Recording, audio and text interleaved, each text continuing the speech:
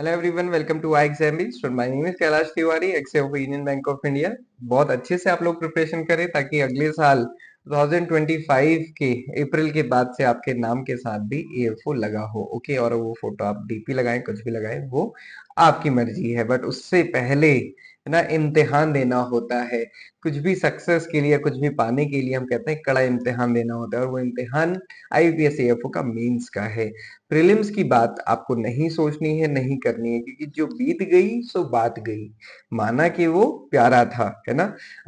अंबर के आनंद को देखो, कितने इसके तारे टूटे, कितने इसके न्यारे छूटे। इस पोएम को कभी और पढ़ेंगे। बट अभी आपको ध्यान रखना है, एग्रीकल्चर इकोनॉमिक्स। जिस सब्जेक्ट से डरते हो दोस्तों, उससे दोस्ती कर लो। क्योंकि जब दोस्ती किसी से हो जाती है ना, तो वो बहुत आपको बेनिफिट देती है। ओके, सो दोस्ती करनी है। जब दोस्ती करेंगे तो डर खत्म हो जाएगा, दोस्ती नहीं होगी तो डर बना रहेगा। तो इसलिए इससे दोस्ती करनी है। और ट्रस्ट मी, इकोनॉमिक्स बहुत प्यारा सब्जेक्ट है। मैं क्यों बोल रहा हूँ, देखो मैं ही एक वो स्टूडेंट हुआ करता था कभी, जब बीएससी एजी अगर आप थर्ड ईयर में मुझसे पूछते हैं ना कि इकोनॉमिक्स, तो मैं कहता ये सबसे वाहियात सब्जेक्ट है, मेरे से बात ही मत करना, मुझे कुछ आता है इसके बारे में। बीएससी जी फाइनल ईयर में भी कंडीशन यही थी, एमएससी में भी कंडीशन यही थी, है ना। जितनी जरूरत थी बस उतना पढ़ लेते थे, जैसे तैसे रट लेते थे। बट जब बैंक के अंदर गए तो थोड़ा सा समझना शुरू किया, है ना। थोड़ा समझना शुरू किया, जैसे जैसे बैंक में ट्रेनिंग होती गई ज्यादा समझ आना शुरू हुआ, जैसे जैसे न्यूज़पेपर पढ़ते गए और ज्यादा समझ आना शुरू हुआ। नाबार्ड की एग्जाम के लिए प्रिपरेशन करनी शुरू की तो पता चला कि तो बहुत इंटरेस्टिंग है, यही तो है हर टाइम, है ना। और उसके बाद जब एमबीए किया तो फिर उसके बाद सारी ही चीजें क्लियर हो गई और पता भी चला कि ये तो सबसे एक इंटरेस्टिंग सब्जेक्ट है। तो दोस्तों, ऐसे ही आपको इंटरेस्ट बनाना है। मुझे इतना टाइम लगा, बट आपको टाइम नहीं लगना चाहिए। आप आज ही इसको दोस्त बना सकते हैं। मैं कोशिश करूंगा अपने हर एक क्वेश्चन में मैं डिफरेंट टॉपिक लेकर आया हूं, क्योंकि मेरा वो नहीं है कि मैं 100 क्वेश्चन लाऊं और एक ही क्वेश्चन के 10 टाइप के क्वेश्चन बना के आपका टाइम अपना टाइम वेस्ट करूं। क्यों मैं अपनी एनर्जी बर्बाद करूं और क्यों आपका टाइम वेस्ट करूं। तो मैं 20 क्वेश्चन लूंगा, 20 क्वेश्चन में 20 डिफरेंट टॉपिक्स और कंसेप्ट डिस्कस होंगे, और मैं कोशिश करूंगा कि आपको समझ आए। ओके, और आप भी मुझे कमेंट बॉक्स में बताइएगा कि आपको समझ आए कि नहीं आए। तो चलो अभी स्टार्ट करते हैं। स्वागत है आप सभी का एग्जाम बी में। प्रिपरेशन आपकी 50% फास्टर करने के लिए only platform in India. Okay, शुरू करते हैं पहले क्वेश्चन से। Which of the following is not considered as a factor of production. So दोस्तों, इकोनॉमिक्स में क्या होता है, अगर आप देखोगे जो हम इकोनॉमी बोलते हैं या इकोनॉमिक्स बोलते हैं, इकोनॉमिक्स तो स्टडी है इकोनॉमी की। तो इकोनॉमी किससे चलती है, अगर आप देखोगे बेसिकली इकोनॉमी क्या है, गुड्स एंड सर्विसेज। हम रिसोर्सेज को ऐसे एलोकेट करते हैं, हम उससे या तो गुड्स बनाते हैं या फिर हम सर्विसेज प्रोवाइड करते हैं। ऐसे आप समझो, आप मार्केट गए, खाने की चीजें लेकर आए, कुछ भी, है ना, कोक पिज्जा वगैरह कुछ भी लेकर आए, वो सारी कुछ क्या है, गुड्स है। ये बैंक ऑफिसर है, ये लड़की एएफओ है। अब हालांकि ये तो टेलर मशीन है तो डेफिनेटली कैशियर है, या फिर अब तो कस्टमर सर्विस एग्जीक्यूटिव हम उसे कहते हैं। तो ये क्या प्रोवाइड कर रही है, सर्विस प्रोवाइड कर रही है। सो ये क्या है, गुड्स है ना, जो आप एक बकेट में भर के लाते हैं, और ये क्या है, सर्विसेज है। तो ये गुड्स एंड सर्विसेज है। इन दोनों में ही रिसोर्सेज का एलोकेशन किया जाता है, क्योंकि इन दोनों में ही क्या हो रहा है, कुछ ना कुछ प्रोड्यूस हो रहा है, तो प्रोडक्शन हो रहा है। यहाँ पे तो प्रोडक्ट ये है, यहाँ पे सर्विस एक प्रोडक्ट है। डॉक्टर पेशेंट को प्रेस्क्रिप्शन दे रहा है, वो भी क्या है, एक प्रोडक्ट है, वो उसकी प्रोडक्शन है, या फिर हम कह सकते हैं वो उसका आउटकम है या आउटपुट है। सो इनमें कौन सा फैक्टर प्रोडक्शन का नहीं होता है, ये हमेशा ध्यान रखिएगा। लैंड, क्योंकि लैंड की रिक्वायरमेंट है, कुछ भी चीज आप करेंगे लैंड में ही होगा। देन लेबर चाहिए जो उस काम को करेगी। एंड थर्ड, कैपिटल चाहिए ना, पैसा चाहिए जिससे शुरू हो सकेगा। और सबसे बड़ी चीज है, एक आइडिया होना चाहिए जिसपे आप काम करेंगे, है ना। तो टेक्नोलॉजी कोई जरूरत नहीं, टेक्नोलॉजी एक इनेबलर होता है ना, बट मेजर नहीं होता है या फैक्टर नहीं होता है। फैक्टर यही माने जाते हैं, टेक्नोलॉजी को एक फैक्टर नहीं माना जाता है। सो ये ध्यान रखिएगा। और ये इकोनॉमिक का बेसिक्स है, इकोनॉमिक्स के बेसिक्स है, गुड्स एंड सर्विसेज। अगर आप देखोगे, चाहे माइक्रो इकोनॉमी पढ़ो चाहे मैक्रो इकोनॉमिक्स पढ़ो, दोनों में ही ये काफी इंपॉर्टेंट रोल प्ले करता है। तो आप हमेशा देखिए, जो classification of factors of production होता है, लैंड होता है, लेबर होती है, कैपिटल होती है, और एंटरप्रेन्योरशिप होता है। क्योंकि कुछ भी करने के लिए आपको सबसे पहले पैसा ही चाहिए। आपके पास आइडिया है, लेबर को तो आपको देना ही पड़ेगा ना, और साथ ही साथ लैंड के का भी रेंट है या फिर कॉस्ट है, वो आपको पे करनी पड़ेगी। तो ये ध्यान रखिएगा। अब आते हैं नेक्स्ट क्वेश्चन की तरफ। Why is marketing considered as an essential part of overall production process. अब हमने प्रोडक्शन तो कर लिया, है ना। अब हमने या तो गुड्स प्रोड्यूस कर लिए, या फिर हमने सर्विसेज प्रोडक्ट प्रोड्यूस कर ली। मान लीजिए कि आप एक एंटरप्रेन्योर हो और आपने कहा कि ना मैं खेती करूंगा। अब मैंने बीएससी एग्रीकल्चर कर लिया, तो डेफिनेटली मैं व्हीट और पैडी तो नहीं लगाऊंगा। मैं क्या लगाता हूं, मान लीजिए आपने कहा कि मैं ड्रैगन फ्रूट की खेती करूंगा। तो ड्रैगन फ्रूट की आपने खेती करना शुरू किया, ये उससे क्या निकलेगा, कोई ना कोई कमोडिटी प्रोड्यूस होगी जो कि गुड्स है। या आपने कहा यार मैं ना ये सब नहीं करूंगा, मैं क्या काम करता हूं, मैं अपनी कंसल्टेंसी स्टार्ट करूंगा। मैं बताऊंगा लोगों को या फिर फार्मर्स को मैं ये बताऊंगा कि कैसे वो अच्छा प्रोड्यूस कर सकते हैं और कैसे वो उनकी फसल में कीड़ा ना लगे, ये सारी कुछ ऐसी चीजें आप ऐसी सर्विसेज उनको प्रोवाइड करोगे, है ना। तो ये आपने सोचा सर्विसेज प्रोवाइड करेंगे, तो ये अगेन है क्या। फिर इसके लिए आपको कैसे होगा, आपको मार्केट करना पड़ेगा जो भी आपने प्रोड्यूस किया। तो इसको क्यों कंसीडर किया जाता है, अब आप समझिए। ऑप्शन देखिए, marketing adds cost to the product, cost of product तो डेफिनेटली ऐड तो हो रही है, बट क्या यही आंसर है, ये देखते हैं। Marketing reduces the need for utility, नहीं, वो तो नीड यूटिलिटी या फिर हम कह सकते हैं नीड क्रिएट कर रही है। मार्केटिंग इंक्रीजेस प्रोडक्शन यूटिलिटी, नहीं, ऐसा बिल्कुल नहीं है।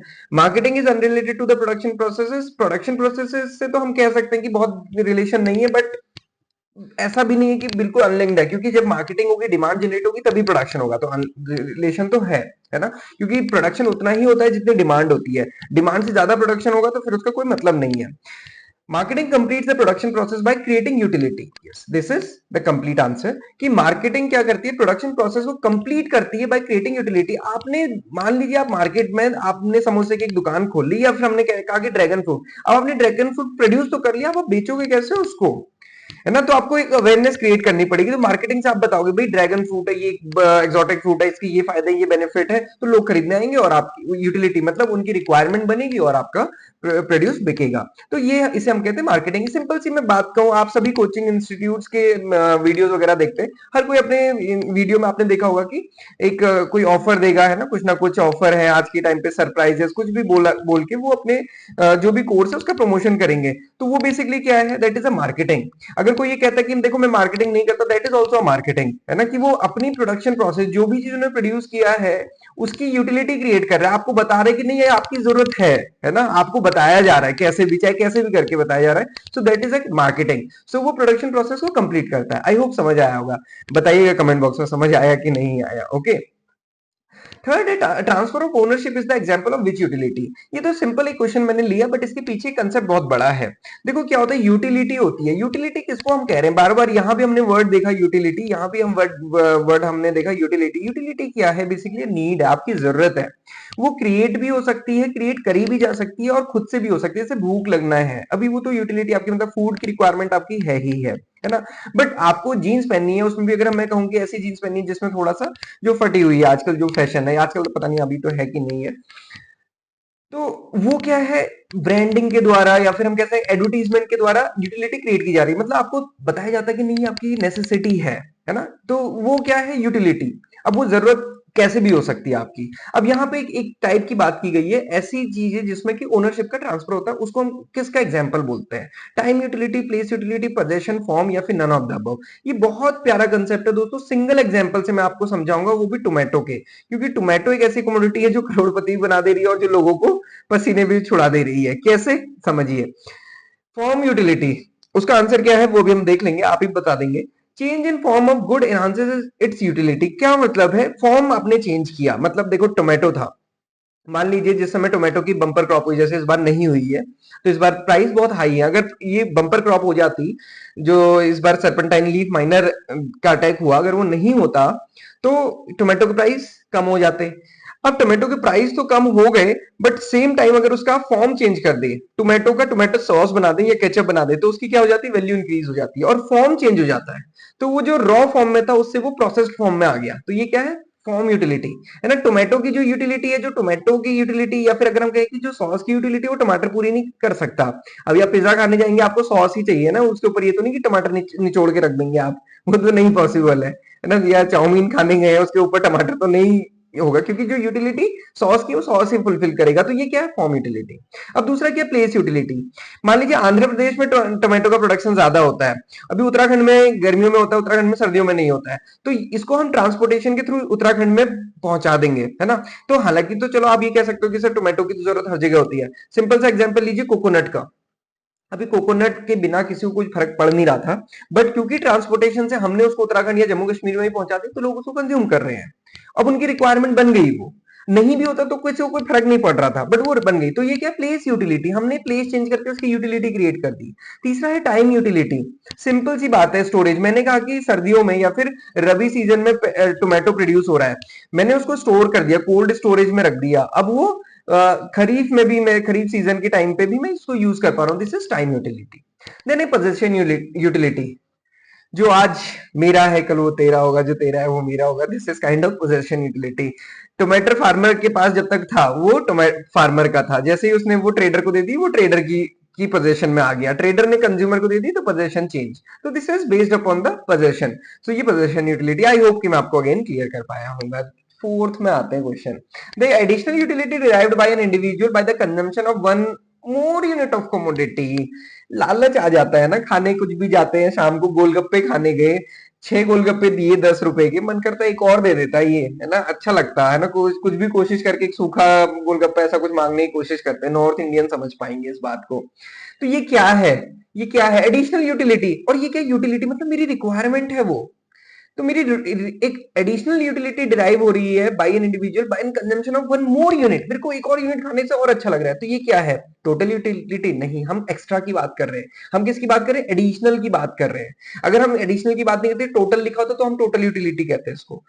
मार्जिनल मतलब due to a change in a single unit कितनी एडिशनल यूटिलिटी, तो वो मार्जिनल यूटिलिटी है कि कितना मार्जिन का चेंज आया। सो दैट इज मार्जिनल यूटिलिटी। अब ये कंसेप्ट बहुत इंपॉर्टेंट है दोस्तों, ये मार्जिनल वर्ड बार बार यूज होगा, ये यहीं पे आप समझ लीजिए कि एक एडिशनल इनपुट से कितनी एडिशनल यूटिलिटी हुई या फिर डिमांड जनरेट कुछ भी है, वो मार्जिनल होता है। मतलब एक एक्स्ट्रा यूनिट के चेंज से कितना चेंज आ रहा है, दैट इज मार्जिनल। ओके, अब देखिए लॉ ऑफ डिमांड।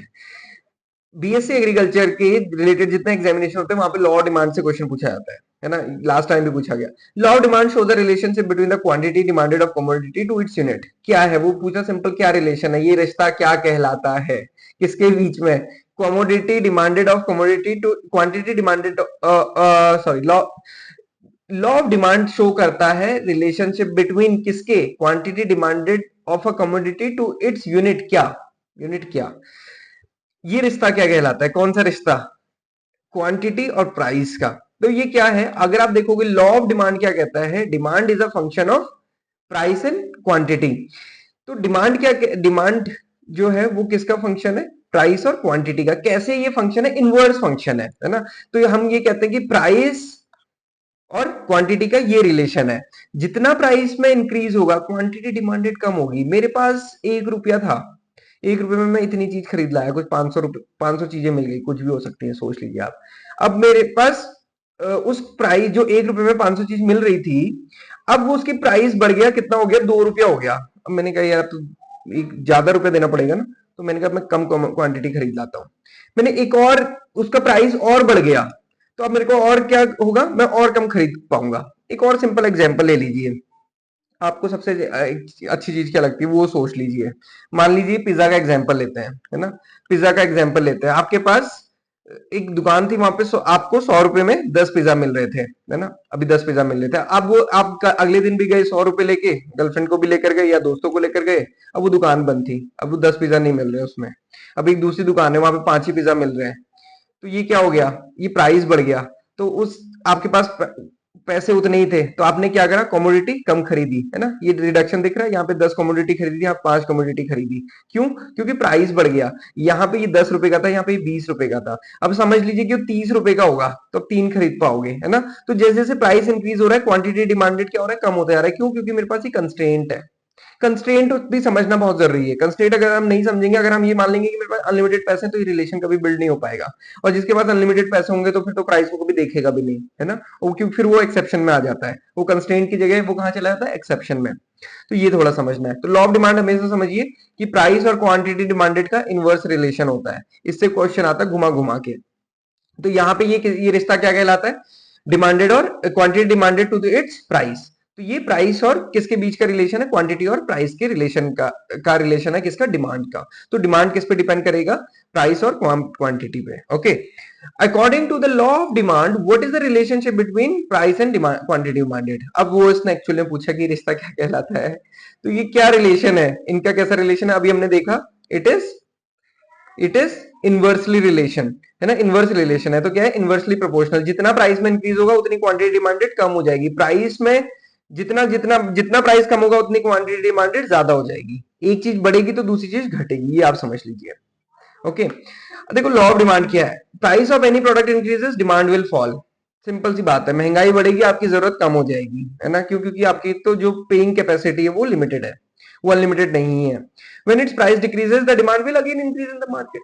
अभी फिर से बढ़ गई, प्राइस कम हो गया, आप फिर से डिमांड जनरेट कर लेंगे। लॉ ऑफ डिमांड काम कैसे करता है ये समझो, ये पैसे हैं, ये क्वांटिटी डिमांडेड है ना? प्राइस और क्वांटिटी के बीच demand curves plot exact quantity that will be purchase at any given price of a chart, है ना? तो आप देखो इलास्टिसिटी क्या है, इलास्टिक डिमांड क्या है, इसको थोड़ा सा भी आगे पढ़ेंगे, अभी इसको यहाँ पे नहीं देखते हैं, इसको आप बाद में देख लीजिएगा, है ना? ये अब हमको समझ आ गया कि 1 रुपए में 500 क्वांटिटी मिल रही है, बट अगर इसका प्राइस बढ़ गया, 2 रुपए हो गया, तो फिर हम इतनी खरीद पाएंगे। जैसे जैसे प्राइस बढ़ेगा क्वांटिटी डिमांडेड अपने आप कम होता जाता है। ओके, बट एक्सेप्शंस हैं दोस्तों, अभी मैंने बोला ना एक्सेप्शन हो सकता है। क्या एक्सेप्शन है? Gift and good, cheaper goods हैं। आप कहोगे कि यार ये आप मान लो लिवाइस के शोरूम में गए, आपको वहां जीन्स दिखी 3,000 रुपए की, आपने कहा यार मेरे पास तो पैसे नहीं है, तो आपके दोस्त ने कहा चल एक काम करते हैं ना, वो लोकल मार्केट में चलते हैं, आपने कहा ना वो मेरे को 10 रुपए में भी देगा, मैं तब भी नहीं लूंगा। तो वो क्या है? गिफ्ट एंड गुड्स या फिर चीपर गुड्स हम बोलते हैं उसको। तो कितना ही डिक्रीज कर दो प्राइस में, कोई डिमांड में चेंज नहीं आना है। वो अब ये नहीं कि ये दुकानदार कहे मैं 30 रुपए की जीन्स 10 रुपए में देता, आप कहोगे तो फ्री में भी दे, मैं तब भी नहीं पहनता, है ना? तो this is a cheaper goods या फिर गिफ्ट एंड गुड्स है। उसके उसके प्राइस में इंक्रीज डिक्रीज से कोई फर्क नहीं पड़ता है। जिसको लेना है तो लेना है, इसको नहीं लेना तो नहीं लेना है उसको, फिर कुछ भी कंडीशन हो। देन दूसरी चीज स्टेटस सिंबल है भाई, जिसको गोल्ड लेना है वो सोचेगा कि गोल्ड कितना महंगा है ना? कार जिसको लेनी है, अभी कार कोई नेसेसिटी तो है नहीं, लग्जरी है, तो कार महंगी भी होगी तो कितना फर्क पड़ने वाला है? कुछ फर्क नहीं पड़ने वाला। वो लॉ ऑफ डिमांड को फिर वो प्राइस का इनवर्स रिलेशनशिप नहीं बैठेगा। फैशन रिलेटेड गुड है ना? अभी फैशन से रिलेटेड चीजें हैं, कुछ भी। अभी जैसे आईफोन का आ गया नया 16 वेरिएंट आ गया, कितना ही भी महंगा हो जाएगा वो, तो उसकी डिमांड भी वैसी हो जाएगी, क्योंकि वो फैशन से रिलेटेड है। फियर ऑफ शॉर्टेज, जब हम बीएससी एग्रीकल्चर फाइनल ईयर में थे, 2014 के टाइम की बात है ये, एक दिन पता नहीं किसने खबर फैला दी कि नमक खत्म हो गया कंट्री में। नमक खत्म हो गया, मतलब नमक कैसे खत्म हो सकता है? नमक खत्म हो गया। अभी सोचो वो फियर ऑफ शॉर्टेज ऐसा था कि यूनिवर्सिटी में जो बड़े बड़े लोग थे वो तक जाके 700-800 रुपए किलो का नमक खरीद के लाए। गवर्नमेंट ने इतनी एडवाइजरी जारी की, अनाउंसमेंट की कि भाई कोई नमक की शॉर्टेज नहीं है, फिर भी ये हाल थे। तो अब देखो ये 10 रुपए या 20 रुपए का मिलने वाला नमक कहाँ पहुंच गया? 700 रुपए में। तो ये प्राइस और क्वांटिटी डिमांड है, आप समझो आप कैसे रिलेशन बना। इग्नोरेंस, आप गए मार्केट में, आपकी मम्मी ने कहा बेटा जा 2 किलो टमाटर खरीद के लाओ। आप गए, आपने उससे को बोला कि भाई मेरे को 2 किलो टमाटर देना। उसने कहा कि ठीक है, वैसे वो प्राइस 100 रुपए का था, उसने देखा आपको कि आपको ज्यादा कुछ पता है नहीं, आपको 200 रुपए पर केजी दे दिया उसने, है ना? तो इग्नोरेंस के कारण भी आपको गड़बड़ हो सकती है। नेसेसिटी, फूड एंड मेडिसिन, है ना? अभी मेडिसिन कितनी भी महंगी होगी भाई, चाहिए वो। अभी आटा कितना भी महंगा हो जाए, कितना भी सस्ता हो जाए, जितना चाहिए उतना चाहिए। So this all these are exception to the law of demand. मतलब इनके प्राइस में चेंज होगा तो क्वांटिटी डिमांडेड में कोई चेंज नहीं आने वाला है। मेडिसिन, अभी जिसको जितनी लेनी है क्वांटिटी, कितनी भी महंगी करो उतनी ही वो लेगा, ना ज्यादा ना कम। तो ये सब क्या है? एक्सेप्शन है, ये ध्यान रखना है। अब देखो परफेक्टली इलास्टिक डिमांड क्या होती है। परफेक्टली इलास्टिक क्या होती है, हमेशा ऐसे समझना है। देखो ऐसे याद रखो, है ना? डीपी लगाते हो आप अपनी डिस्प्ले पिक्चर, तो जो इलास्टिसिटी ऑफ डिमांड है वो क्या है? Change in demand, percentage change in demand upon percentage change in price. ये आप हमेशा ध्यान रखिए। अब परफेक्टली इलास्टिक डिमांड हम किसे कह रहे हैं? हम कह रहे हैं कि किसी पॉइंट ऑफ प्राइस पे, कुछ भी प्राइस है, मान लीजिए 50 रुपए पे ही ये सब्जी इतनी भी कोई खरीद लेता है, कोई इतनी खरीद लेता है, कोई इतनी भी खरीद लेता है। तो मतलब क्या है? एक फिक्स प्राइस है, बट उसकी क्वांटिटी डिमांडेड में चेंज आ रहा है। तो ये क्वांटिटी डिमांडेड मान लो ये 10 है, बट प्राइस में चेंज क्या है? 0। अभी किसी भी चीज को 0 से डिवाइड करोगे तो क्या हो जाएगा? ये इनफाइनाइट हो जाएगा। तो ये क्या होगी? Perfectly elastic demand. ये परफेक्टली इलास्टिक डिमांड है। परफेक्टली इलास्टिक डिमांड हम किसे कहते हैं? जहां पे फिक्स प्राइस में क्वांटिटी में चेंज आ रहा है। सो यहाँ पे परफेक्टली इलास्टिक डिमांड क्या होगी? ये परफेक्टली इलास्टिक डिमांड है, ये किसके? पैरेलल टू एक्स एक्सेस, है ना? ये किसके है? पैरेलल टू एक्स एक्सेस, ये ध्यान रखना है। ओके, यहाँ पे क्वांटिटेटिव में डिमांड हो रहा है। अब देखो इन इलास्टिक डिमांड क्या होती है, ये समझेंगे तो बहुत क्लियरली समझ आ जाएगा। ये तो आपको समझ आ गया इलास्टिसिटी ऑफ डिमांड क्या है? डीपी है, change in demand upon change in price. अब देखो क्या हुआ? चेंज इन डिमांड, अब मैं कहूं कि एग्रीकल्चर है, वीट का फ्लोर खरीद के लाना आपको, अभी उसका प्राइस में 100 रुपए का चेंज आ गया, 100 रुपए का चेंज आ गया, तो ऐसा क्या आप कम खाओगे? जितनी रोटी खाते थे आप उतनी ही खाओगे। So there will be no change in demand. Demand में कोई चेंज नहीं है, जितनी डिमांड पहले थी उतनी अभी भी है। तो ये क्या हो जाएगा? जो इनइलास्टिक डिमांड है वो कितनी हो जाएगी, जीरो, है ना। तो ये परफेक्टली इनइलास्टिक डिमांड है जो हम कहते हैं एग्रीकल्चर कमोडिटीज के लिए। हालांकि एग्रीकल्चर कमोडिटीज के अगर इंटरनेशनल मार्केट में देखो कि इलास्टिक डिमांड भी दिखती है, वो डिफरेंट कंटेक्स्ट में है। बट यहाँ पे आप ये ऐसे समझो कि प्राइस कितना भी हो जाए उसका, हमारी क्वांटिटी डिमांडेड कांस्टेंट ही रहनी है। अभी टमाटर चाहे 100 रुपए किलो मिले चाहे 200 रुपए किलो मिले, आप जितना सब्जी में यूज करते हो उतना ही करोगे। ऐसा नहीं कि जिस दिन 2 रुपए किलो मिलेगा तो ज्यादा टमाटर डाल दोगे। तो ये इलास्टिसिटी ऑफ डिमांड है। ओके, ये हाईली इलास्टिक है कि प्राइस में थोड़ा चेंज आया बट क्वांटिटी में ज्यादा चेंज आया। लेस इलास्टिक है, प्राइस में बहुत ज्यादा चेंज आया बट उसके कंपैरिजन में क्वांटिटी में बहुत कम चेंज आया है, तो उसको हम बोलते हैं less elastic demand. Okay, then unitary elastic, single change in price is equal to the change in quantity. Example आप सोचिएगा इसके। नेक्स्ट क्वेश्चन की तरफ आते हैं, थोड़ा सा स्पीड से चलते हैं, ऐसा मुझे लगता है टाइम ज्यादा ले लिया। Which of the following best illustrates the law of diminishing marginal utility, है ना। अब ये डिमिनिशिंग मार्जिनल यूटिलिटी क्या, person gets more satisfaction on the second slice of pizza from than the first, no ऐसा नहीं है। पहले से तो ज्यादा ही सेटिस्फेक्शन मिलेगा, दूसरे में थोड़ा कम, है ना। तो ये नहीं है answer. The total utility increases as person consumes more unit of good indefinitely, नहीं ऐसा भी नहीं है कि टोटल यूटिलिटी कैसे इंक्रीज होगी। Marginal utility of product remains constant regardless of consumption, no, फिर तो क्या क्यों कंजम्पशन करना जब कोई फर्क ही नहीं पड़ रहा है। तो consuming additional units of a good leads to an increase in total utility at an increasing rate, ये भी अब आप सोचिए कि हो सकता है कि नहीं हो सकता। Person derives less additional satisfaction from the fifth glass of water than the first on a hot day. अब देखो चिलचिलाती धूप में दिल्ली में खड़े हैं आप, चांदनी चौक में, आपको 2 रुपए का पानी मिलता है वहां पे, तो आपने ठंडा पानी लिया, आपने जैसे ही आप पहला पानी पियेंगे, पहला कप या फिर पैकेट जो भी है, तो आपको बहुत सेटिस्फेक्शन मिलेगा। आप दूसरा पियेंगे थोड़ा कम, फिर अभी 5वें पानी पीने तक तो आपको पेट भर चुका, कोई जरूरत भी नहीं है, टेम्परेचर भी आपका ठीक आ गया, तो अब कोई उससे एडिशनल सेटिस्फेक्शन नहीं मिलेगा। तो ये क्या है, law of diminishing marginal utility. जैसे जैसे हम चीजों को कंज्यूम करते जाते हैं कांस्टेंट, एक ही चीज को, एक ही चीज की हम बात करेंगे, तो जैसे जैसे उसको कंज्यूम करते जाओगे उसकी जो मार्जिनल यूटिलिटी है वो कम होती जाएगी, मतलब उसकी रिक्वायरमेंट फिर कम फील होगी। Law of diminishing marginal utility कहता क्या है, मार्शल साहब ने ये दिया था, ये कहता है कि additional benefit from which a person derives from a given increase of his stock of a thing diminishes with every increase in the stock that he already has. Okay, तो ये सिंपल सी बात जो मैंने आपको बताई पानी के उसमें। Okay, marginal utility, total utility क्या है ये आप पढ़िएगा। अजम्पशन है इसमें दोस्तों, single commodity with homogeneous unit, मैं पानी को पानी से ही कंपेयर कर सकता हूं, है ना, वाटर को मैं वाटर से ही कंपेयर कर सकता हूं। मैं ये नहीं कह सकता कि फिफ्थ ग्लास ऑफ वाटर पीने के बाद ना मेरे को खाने के मन कर रहा ना कुछ मन कर रहा है, अभी मेरे सामने क्या पता कोई पिज्जा लाए, मैं चटाचट उसको भी खा जाऊं, है ना। सो single commodity with homogeneous unit, तो वो होमोजेनियस होनी चाहिए। आई मीन ठंडा पानी तो ठंडा ही पानी, भी गर्म पानी नहीं आना चाहिए, कुछ और नहीं होना चाहिए। Then no change in taste, habit, custom, fashion in and income of the consumer, short span of time में कुछ नहीं हुआ, क्योंकि ये सारे कंसेप्ट किस में आते हैं दोस्तों, माइक्रो इकोनॉमिक्स में आते हैं, हम हाउस होल्ड की बात करते हैं।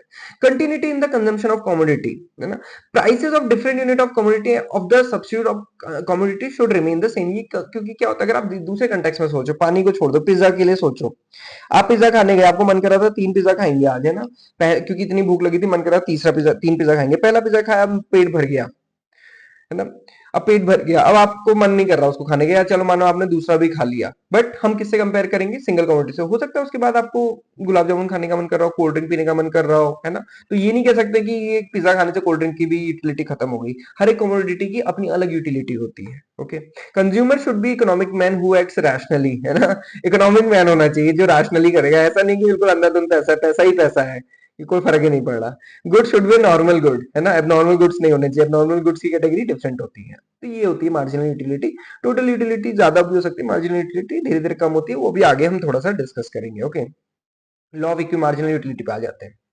Law of equi marginal utility को ऐसे समझिए, ये ऑप्शंस आप पढ़िएगा, आंसर मुझे कमेंट बॉक्स में बताइएगा कि सर 9th का ये आंसर था, ठीक है, ये पढ़िएगा आप, क्योंकि इतने बड़े बड़े ऑप्शन है, मैं नहीं पढ़ूंगा, ये आप पढ़िए, आप मुझे बताइएगा।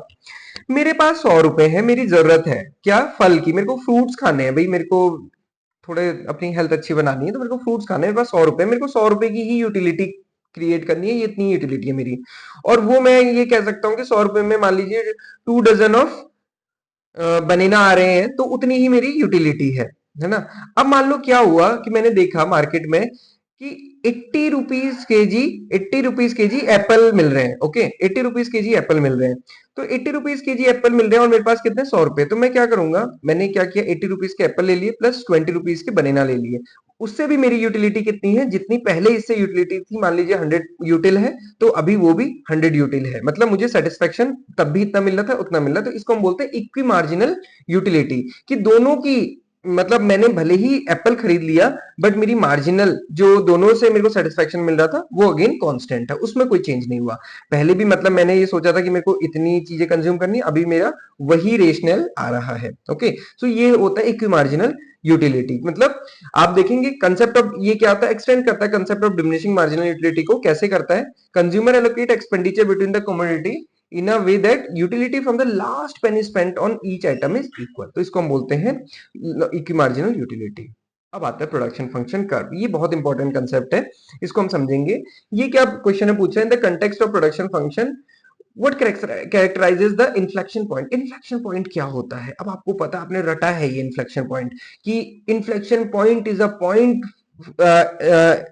at which the total production will increase but with a decreasing rate, या फिर हम कह सकते हैं this is a point after which total production will increase but in decreasing rate, या फिर at this point total production increase with the increasing rate will become, या फिर वो स्टॉप हो जाएगा, या फिर हम कह सकते हैं marginal production will start decreasing, है ना। ये डिफरेंट डिफरेंट तरीके से मैं कहते हैं, बट ये होता क्या है दोस्तों, ये तो सब रटने रटाने वाली बातें हो गई, समझो इस बात को, ऐसे समझेंगे इसको। एक एग्जांपल लेते हैं, मैंने एक समोसे की दुकान खोली, सोचो मैंने क्या किया, एक रूम रेंट पे लिया, फिक्स फैक्टर हो गया ये मेरा, है ना, फिक्स फैक्टर है, मैंने एक रूम रेंट पे लिया, गैस चूल्हा जो भी चाहिए था वो सब लिया, काउंटर वगैरह, एक फैक्टर मैंने लिया, एक यूनिट मैंने सारी चीज ले ली, और मैं खुद बैठ गया वहां पे समोसे बनाने के लिए, है ना, मैंने ये पढ़ाना लिखाना छोड़ा, मैं समोसे बनाने बैठ गया। अब मैंने दिन भर काम किया और मैंने टोटल प्रोडक्शन कितना किया, 100 समोसे बनाए, तो मेरा एवरेज प्रोडक्ट भी कितना होगा, 100 ही होगा, एक ही तो, और मार्जिनल प्रोडक्ट भी कितना होगा, 100 होगा। अब देखो मैंने अगले दिन क्या किया, मेरे पास दुकान तो वही थी, सेटअप सारा उतना वही था, कांस्टेंट है ये। मैंने क्या करा, मैंने कहा यार चलो इधर आओ, तुम भी इधर आ जाओ, है ना, जो भी मेरा दोस्त था मैं उसको बुला लाया, और मैंने कहा हम दोनों मिलके समोसे बनाएंगे। अब उसने और मैंने मिलके समोसे बनाए, जो मैं सिंगल 100 बना पा रहा था, उसने और मैंने मिलके 210। सोचो वो अकेले बनाता, वो 100 समोसे बनाता, मैं अकेले बनाता 100 समोसे बनाता, हम दोनों ने मिलकर 210 समोसे बना दिए। एवरेज प्रोडक्शन कितना आ गया, 105। जो अकेले में 100 था वो दो लोगों में मिलकर 105 हो गया। मार्जिनल प्रोडक्ट कितना हो गया, 110। कितना चेंज आ गया दोनों में, एक यूनिट चेंज होने से आउटपुट में कितना चेंज आ गया है, 110 यूनिट्स का। ओके, अब मैंने क्या करा, मैंने कहा यार एक और को लेकर आते हैं, हमारा प्रोडक्शन तो बढ़ेगा, ऐसे हम ज्यादा लोग काम करते हैं ना, क्यों अकेले काम करना है। 3 लोगों को लेकर आए, 330 हो गया। अब यहाँ पे भी 110 का एवरेज प्रोडक्शन आ गया, ये भी इंक्रीज हो गया, मार्जिनल प्रोडक्ट भी 120 आ गया। अब देखो पहले हम 210 प्रोड्यूस कर रहे थे, अब 330 प्रोड्यूस कर रहे हैं। मैंने कहा यार एक और को लेकर आते हैं, एक बंदा और ले आए हम, 440 प्रोड्यूस किया हमने। अगेन एवरेज प्रोडक्शन कितना है, 110, बट मार्जिनल प्रोडक्शन कितना हो गया, 110। ये कम हो गया दोस्तों, एवरेज प्रोडक्शन कांस्टेंट हो गया और ये मार्जिन प्रोडक्शन कम हो गया। मतलब जैसे हमने एक और इनपुट ऐड किया, क्योंकि हमारी सारी चीजें कांस्टेंट चल रही है यहाँ पे, ये मार्जिनल प्रोडक्ट में चेंज नहीं आया। हालांकि टोटल प्रोडक्शन अभी चेंज हुआ है, इंक्रीज ही हुआ है। एक और हम बंदा ले आए, 520 हुआ, एवरेज प्रोडक्शन 104 हो गया, ये डिक्रीज हो गया, एवरेज प्रोडक्शन डिक्रीज हो गया और मार्जिनल प्रोडक्शन भी यहाँ पे डिक्रीज होने लग गया। मतलब मार्जिनल प्रोडक्शन डिक्रीज होने का मतलब क्या है, एडिशनल व्यक्ति लाने से जो हमको एडिशनल हम सोच रहे थे कि इतना या इससे ज्यादा होगा, वो उतना नहीं हो रहा है। अब देखो हम एक और बंदा लेकर आए, टोटल प्रोडक्शन हमारा 600 यूनिट हुआ, एवरेज प्रोडक्शन हमारा 100 आ रहा है, बट मार्जिनल प्रोडक्शन कितना है, 80। अब जैसे जैसे हम नीचे को जाते जा रहे हैं, मतलब एक एक हमने ये देखा कि यार एक और बंदा बढ़ा लेते हैं, फिर एक बंदा बढ़ा लेते हैं, क्योंकि यहाँ पे टोटल प्रोडक्शन तो बढ़ रहा था। अभी यहां तक टोटल प्रोडक्शन बढ़ रहा है ना, तो हमें समझ नहीं आएगा कि क्या चल रहा है। हम सोच रहे हैं कि टोटल प्रोडक्शन तो बढ़ रहा है, एक और बढ़ा लेते हैं। बट यहाँ पे क्या हुआ, जैसे ही हमने एक और व्यक्ति 9 के बाद 10वां लेबर यहाँ पे ऐड की, टोटल प्रोडक्शन फिक्स हो गया 750, उसमें कोई चेंज नहीं आया। एवरेज प्रोडक्शन 75 हो गया, बट मार्जिनल प्रोडक्शन 0, कोई फर्क ही नहीं पड़ा। जितना कल प्रोड्यूस हुआ था, आज एक नई लेबर आ गई, फिर भी उतना ही प्रोडक्शन हुआ। क्यों, क्योंकि ये फिक्स कॉस्ट है, यहाँ पे ये चीजें तो फिक्स है, मेरे पास बर्नर एक ही है, मेरे पास काउंटर एक ही है, सारी चीजें उतनी कॉमन है। अब मैं एक और बंदा ले आया यहाँ से, अब उसके आने से तो बेड़ा ही गर्क हो गया, और वो जितना प्रोडक्शन हो रहा था वो और कम हो गया। जैसे कल तक 750 तो प्रोड्यूस हो रहा था, आज 740 हो गया। मतलब एक और व्यक्ति लाने से हमें कोई फायदा नहीं हुआ, बल्कि जो हमारा ये कांस्टेंट फैक्टर थी ये हमें इफेक्ट करने लग गए हैं। तो यहाँ पे इसको अब आपको समझना है थोड़ा सा। अभी आपको इतना समझ आ गया ना, बस इतना समझिए। अब हम इसमें देखते हैं। तो अब आप देखिए यहाँ पे मैंने क्या कहा था, ये एक ऐसी स्टेज है जहां पे आपका marginal product equals to average product है। वो कौन सी स्टेज है जहां पे हमने एक और इनपुट ऐड किया बट जो टोटल प्रोडक्शन था अब वो इंक्रीजिंग रेट से इंक्रीज नहीं हो रहा है। वो कौन सी स्टेज है? देखो ये स्टेज है जहां पे हमारा, एक सेकंड पहले यहाँ पे देखते हैं हम। यहाँ पे एपी इक्वल्स टू एमपी है ना। एपी इक्वल्स टू एमपी कहाँ पे होता है? इस स्टेज पे। इससे पहले थोड़ा सा हम देखेंगे, ये सब इंक्रीज हो रहा था, ये 110, 100 से 110 हुआ, 100 से 120 हुआ, बट इसके आगे डिक्रीज होने लग गया। मतलब मार्जिनल प्रोडक्ट यहाँ एक स्टेप पहले से ही डिक्रीज होने लग गया था। अब आप ये देखिए, मार्जिनल प्रोडक्ट एक स्टेप पहले से ही डिक्रीज होने लग जाता है, तो इसको हम बोलते हैं इन्फ्लेक्शन पॉइंट। यहां तक क्या हो रहा था? ये इंक्रीजिंग रेट से इंक्रीज हो रहा था, बट ये अब यहाँ पे इंक्रीजिंग रेट से इंक्रीज नहीं हो रहा बल्कि डिक्रीजिंग रेट से इंक्रीज हो रहा है ना। ये डिक्रीजिंग रेट से इंक्रीज हो रहा है। अब आप सोचो, इसको भी हम इरेशनल जोन बोलते हैं, इसको हम रेशनल जोन बोलते हैं, इसको फिर से इरेशनल जोन बोलते हैं। इसको तो इरेशनल जोन बोलेंगे क्योंकि टोटल प्रोडक्शन डिक्रीज हो रहा है। इसको क्यों इरेशनल रेशनल बोलते हैं? इसको क्यों नहीं बोलते? यहाँ पे बोलना चाहिए ना हम, ये तो इंक्रीज और इंक्रीजिंग फैक्टर से। क्यों? क्योंकि यहाँ पे क्या होता है ना दोस्तों, यहाँ पे हमें समझ नहीं आता कि हमारा मैक्सिमम कितना हो सकता है। हम सोचते हैं कि यार बढ़ रहा है तो एक और फैक्टर ऐड करो, एक और फैक्टर ऐड करो, एक और फैक्टर ऐड करो, इनपुट ऐड करते जाओ। यहां तक हम इनपुट ऐड करते हैं जब तक हमारा मार्जिनल प्रोडक्ट जीरो नहीं हो जाता। तो जैसे ही हमारा मार्जिनल प्रोडक्ट जीरो था, अब हमें पता चल गया अब कोई फायदा नहीं है इसके आगे इनपुट लगा के, क्योंकि अब हमको कोई रिटर्न नहीं आने वाला है। तो इसलिए इस जोन को बोला जाता है रैशनल जोन। ओके, ये जोन को बोला जाता है रैशनल जोन, ये ध्यान रखिएगा, है ना। आई होप कि मैं आपको समझा पाया हूँ। ये सारी चीजें, total product, total physical product rises at increasing rate of return, MPPX rising, and production function curve is a concave upward, है ना, ये कनकेव अपवर्ड होता है। ओके, तो ये सारे इसके फीचर्स लिखे जो मैंने आपको बताए। ये ध्यान रखना है, जहां पे ये एमपीपी जीरो होगा वहां पे टीपीपी मैक्स होगा। जहां पे मार्जिनल प्रोडक्ट जीरो हो जाता है वहां पे टोटल प्रोडक्शन जीरो मैक्सिमम होता है, और उसके बाद जैसे ही वो मार्जिनल प्रोडक्ट नेगेटिव होगा टोटल प्रोडक्शन भी डिक्रीज होना शुरू हो जाएगा, क्योंकि हमने ये अब भी देखा कि जैसे ही ये जीरो है, ये टोटल प्रोडक्शन मैक्सिमम है, जैसे ही ये नेगेटिव हुआ ये डिक्रीज होने लग गया। अब आप देख सकते हो। तो टेबल और ग्राफ को थोड़ा सा समझ जाइए, जीवन भर आपके काम आएगा, है ना। तो ये टोटल प्रोडक्शन फंक्शन कर रहा है। अजम्पशन क्या होता है? हम ये मानते हैं कि टेक्नोलॉजी कांस्टेंट है। अब ऐसा नहीं कि पता चला वहां पे समोसे बनाने वाली कोई दूसरी मशीन आ गई, वो सारे इनपुट की जरूरत ही नहीं है, वो अकेले काम कर दे रही है ना। Some of input remain fix short run में। Fix proportion of factor is not possible. Only physical input and output not monetary, ये इसकी हम बात करेंगे। ओके, तो आप इससे रिलेटेड जो क्वेश्चन आएंगे आप उनको आंसर करेंगे। तो when marginal product increases, total product क्या होगा? अभी जब तक मार्जिनल प्रोडक्ट इंक्रीज हो रहा है तो टोटल प्रोडक्ट इंक्रीज होगा। इवन मार्जिन टोटल प्रोडक्ट तो तब तक इंक्रीज होता है जब तक मार्जिनल प्रोडक्ट जीरो नहीं हो जाता। देखो ये तब तक इंक्रीज हो रहा है जब तक मार्जिनल प्रोडक्ट जीरो हो रहा है, तो ये ध्यान रखना है। When marginal product MP rises, average product, जब तक ये एमपीपी, जब तक एमपी राइज होता है ना तब तक सब राइज करता है। जैसे ही ये डिक्रीज होना शुरू होता है मार्जिनल प्रोडक्ट, वैसे ही सारा चेंज आना शुरू होता है। Okay, many sellers sell the homogeneous product for and have no control over price for the farm commodity is condition known as many seller। बहुत सारे दुकानदार हैं, एक ही प्रोडक्ट बेच रहे हैं, आलू बेचने वाले 15 लोग हैं, उसको क्या बोलते हैं हम? परफेक्ट मार्केट कंपटीशन बोला जाता है, परफेक्टली मार्केट बोला जाता है। मार्केट से रिलेटेड क्वेश्चन पूछे जाते हैं, याद पढ़ के जाइएगा। One seller sells the product but the product have close substitute is called। एक सेलर प्रोडक्ट सेल कर रहा है बट उसका क्लोज सब्स्टिट्यूट है, उसको क्या बोलेंगे? मोनोपोली? नो, उसको मोनोपोली नहीं बोलेंगे दोस्तों, क्योंकि उसका क्लोज सब्स्टिट्यूट है, तो उसको हम बोलते हैं मोनोपोलिस्टिक कंपटीशन। भाई कोक का, चलो मैंने मान लिया कि कोक है, कोक की जो मोनोपोली है वो कोक की है, बट ठीक है मेरे पास कोक खरीदने के लिए पैसे नहीं है, पता चला मैंने सोडा खरीद लिया, है ना, मैं पता चला मैंने कुछ और पेप्सी खरीद ली, तो ये क्या है? ये क्या है? क्लोज सब्स्टिट्यूट है उसके, है ना। जो यूटिलिटी मेरी कोक पीने से फुलफिल हो रही है वही मेरी इसको पीने से भी फुलफिल होगी। तो ये क्या है? मोनोपोलिस्टिक कंपटीशन बोलते हैं इसको, ये याद रखिएगा। जनरली हम मोनोपोली में ही जाते हैं, बट मोनोपोलिस्टिक भी याद रखिएगा जहां पे क्लोज सब्स्टिट्यूट होता है। अगर मैंने इसकी जगह यहाँ पे लिखा होता a product have no close substitute, तो फिर मैं इसको बोलता मोनोपोली। फिर मैं बोलता मोनोपोली, मतलब कोक ही है और कुछ है ही नहीं, पानी में नहीं है, भाई वो क्या मोनोपोली? वो पीना है तो पियो कोक, नहीं पीना मत पियो, है ना, तो खरीदना ही पड़ेगा। बट यहाँ पे क्या है? कोक नहीं लेनी, मैं कुछ और ले लेता हूं, है ना। ये क्या? क्लोज सब्स्टिट्यूट है उसका, ये ध्यान रखना है।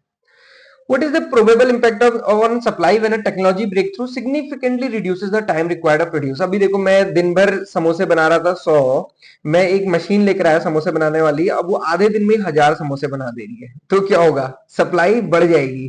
तो supply increases due to reduce time in production. तो ये होता है हमेशा, ये तो आपने देखा ही है ना।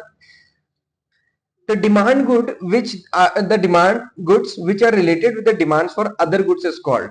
देखो सीड एक ऐसा है, अगर आप सीड परचेज करेंगे, कोई भी व्यक्ति अगर सीड परचेज कर रहा है तो फिर वो फर्टिलाइजर भी परचेज करेगा, देन वो बाकी सारे इनपुट्स भी परचेज करेगा। ये क्या हो गया? Derived demand.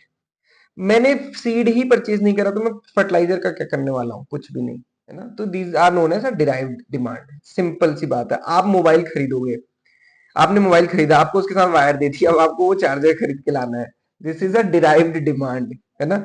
सो ये क्या है? डिराइव्ड डिमांड है। What is the main characteristic of village market? गांव की बाजार की क्या कैरेक्टरिस्टिक है? बहुत इंपॉर्टेंट है, याद रखिएगा इसको। ये क्या होता है? विलेज मार्केट क्या है? विलेज मतलब किसान है, फार्मर्स। फार्मर्स क्या है? प्रोड्यूसर्स है।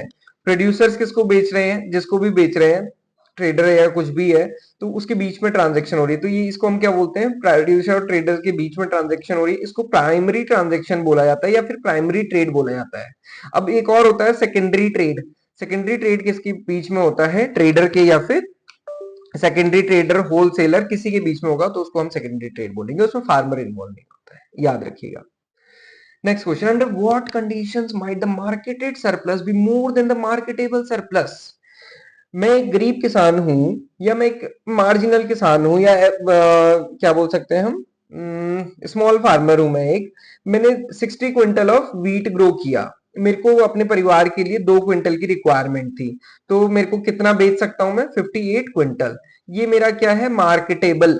इतना मैं बेच सकता हूं, मार्केटेबल सरप्लस, है ना। 58 क्विंटल में बेच सकता था। अब मैंने सोचा यार चलो मैं आज 50 क्विंटल बेच देता हूँ, तो ये मेरा क्या हो गया? मार्केटेड। कितना मैंने एक्चुअली मार्केट किया? जबकि मैं बेच सकता था हमारे 58, बट मैंने बेचा केवल 58।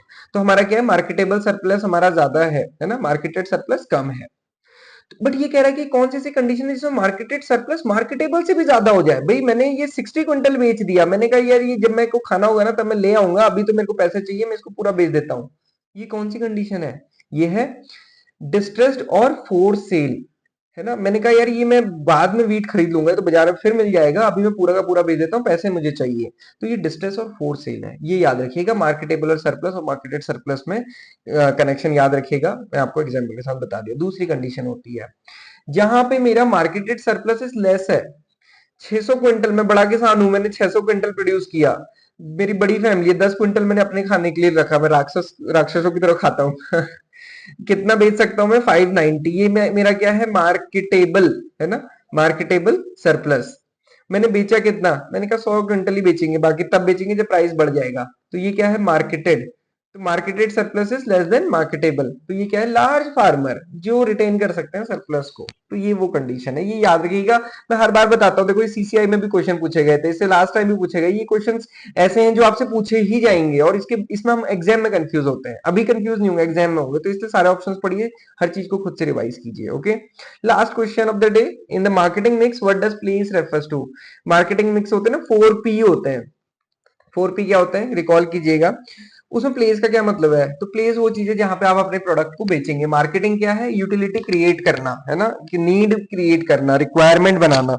तो प्लेस क्या है? जहां पे आप अपने प्रोडक्ट को बेच सकते हैं। तो the physical location of company headquarter? No. Distribution channel use to make the product available to customer? Variety of product offered by company? No. Promotional activity to create a brand awareness? No. Manufacturing process of the product? No. But the distribution channel use to make the product available to the customer. कौन सी जगह पे आप बेचेंगे, है ना। अब आपने सोचा कि ड्रैगन फ्रूट बेचना, गांव में ड्रैगन फ्रूट बेचोगे, कौन खरीदेगा? कोई नहीं खरीदेगा, मॉल में ही बेचना पड़ेगा, है ना। तो कुछ चीजें जो गांव में बिकेंगी, कुछ चीजें मॉल में बिकेंगी, वो प्लेस आपको देखनी पड़ती है कि आपके प्रोडक्ट के हिसाब से कौन सी प्लेस सुटेबल है ना। आईबीपीएस एएफओ का कोर्स मैं आईबीपीएस एएफओ प्रिपेयर करने वाले बच्चों को ही बेच सकता हूँ, मैं जो पीओ की प्रिपरेशन कर रहे हैं उनको नहीं बेच सकता हूँ, है ना। तो ये डिफरेंस है बेसिकली दोनों में। तो ये प्लेस है बेसिकली कि जहां पे हमारा बिजनेस स्टैब्लिश हो सकता है। This is all for today. I hope कि मैं आपको कुछ कुछ चीजें समझा पाया हूँ। मैंने 3-4 कंसेप्ट यूज किए हैं, 3-4 से ज्यादा ही किए हैं। आई होप कि वो सारे आपको समझ आए होंगे। मार्केट थोड़ा सा जो हम कहते हैं कंपटीशन के बेस पे मार्केट क्लासिफिकेशन, उसके भी कुछ क्वेश्चन लिए, उसको थोड़ा सा आप देखिएगा। और बाकी आप अच्छे से पढ़िए। कोर्स में जितने भी स्टूडेंट्स एनरोल्ड हैं, डे वाइज जो टारगेट दिया है उसके अकॉर्डिंग पढ़िए, और मॉक टेस्ट प्रैक्टिस करते रहिए, है ना। आप कोर्स मॉक टेस्ट जो लेना चाहते हैं वो ले सकते हैं, बट प्रैक्टिस आपको करनी है क्योंकि आपके पास अभी अच्छा टाइम बचा है जिसमें आप बहुत कुछ कर सकते हैं। This is all for today. जरूर बताइएगा आपको सेशन कैसा लगा और नेक्स्ट सेशन किस पे लेकर आना है। This is all for today. Thank you everyone for watching this video and have a great day.